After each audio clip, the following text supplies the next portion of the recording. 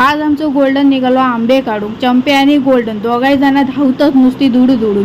चंप्या हकडे तकडे फिरता आणि गोल्डन मात्र त्याच्यापेक्षा हुशार. त्याच्यामुळे त्यांना चंप्याक अर्धवटात तकडे टाकल्यान आणि लगेच आपल्या मालकाच्या पाठीनं धावत गेलो. का तर आपलं मालक काहीतरी हरवलं बिरवलं तर त्याका धरून राहावं काय ना, म्हणून आपलं त्याच्या पाठीनं धावता. हकडे मालकानं आंबे काढूक बघत होतो, पण आंबे काय पडले नाहीत. वाटेत विहिरीत जरा डोकावून बघितले आणि पाणी असा की नाही. येताना जरा ताण लागली तर पाणी व्हाया ना. अर्ध्या वाटेत गेली आणि सगळी दमली. ती बिचारी थोडा वेळ थांबली आणि त्याच्यानंतर आंबे काढूक सुरुवात झाली. आता गोल्डन जरा खुश झालो, कारण की एक तरी खंयतरी माका पिको आंबो भेटत म्हणून झाडाखाली जाऊन बघता. आता तरी आंबो भेटत पण त्याका काय आंबो भेटलेलो नाही. सगळे नुसते कच्चे आंबे. त्याच्यामुळे त्याचं मूड ऑफ झालो.